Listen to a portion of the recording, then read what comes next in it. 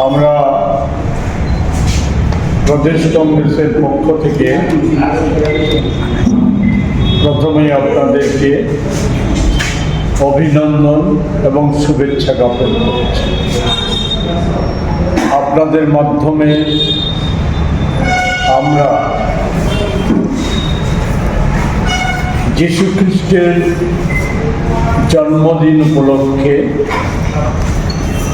রাজ্যবাসীকে, খ্রিস্টান ধর্মাবলম্বী সহ সব শান্তিকামী মানুষকে আমরা শুভেচ্ছা এবং সকলের সুস্বাস্থ্য মঙ্গল কামনা করেছি।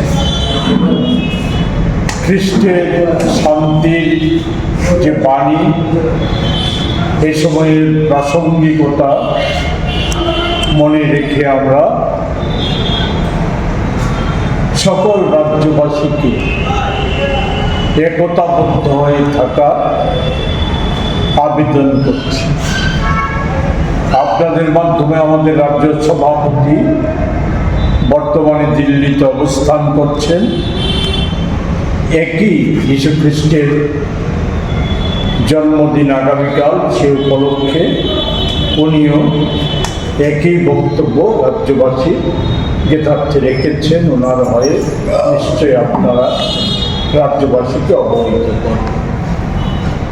আমাদের এই সাংবাদিক সম্মেলনে আমার সাথে আছে রাজ্যের প্রদেশ কিষাণ কংগ্রেসের চেয়ারম্যান, প্রাক্তন বিধায়ক অশোক বৈদ্য, আছেন ওবিসি ডিপার্টমেন্টের চেয়ারম্যান কংগ্রেসের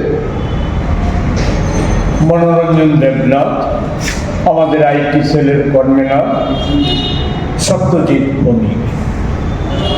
আমরা যে বিষয়টা আমরা আপনাদের মাধ্যমে রাজ্যবাসী এবং রাজ্য সরকারের কাছে জানতে চাইব, সে বিষয়টা অতি সংক্ষেপে আমি তার মর্মবস্তুটা তুলে ধরার চেষ্টা করব।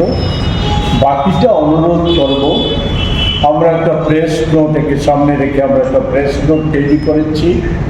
প্রেস নোটে থেকে আপনারা বিষয়টা সংগ্রহ করে নেবেন।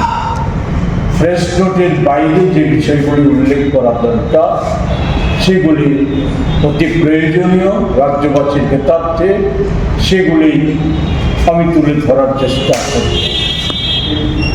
আমরা লক্ষ্য করছি সারা দেশে মোদী সরকারের যে প্রকল্প, এ হচ্ছে দেশের সম্পদ, এই সমস্ত ধরনের সম্পদ, রাষ্ট্রীয় সম্পদ, প্রাকৃতিক সম্পদ, মোদী বান্ধব একচেটিয়া পুঁজিপতি কর্পোরেট, দেশি বিদেশি, তাদের হাতে তুলে দেওয়া, বিনিময়ে তাদের কি প্রাপ্তি হচ্ছে, এই সমস্ত কিছু আপনারা জানেন। নতুন করে অবগত করার কোনো বিষয় নেই। আপনারা দেখেছেন অতি সম্প্রতি যে আমাদের সরকারিভাবে যে তথ্য বেরিয়ে এসেছে, ইলেকশন বন্ড বেআইনি ঘোষণা হওয়ার পর আমাদের সুপ্রিম কোর্ট তারপরেও ভিন্ন কায়দায় কর্পোরেট জগৎ থেকে যে শাসক দল, বিশেষত বিজেপি, যে দলীয় তহবিল, সেই দলীয় তহবিল স্ফীত থেকে স্ফীত হচ্ছে।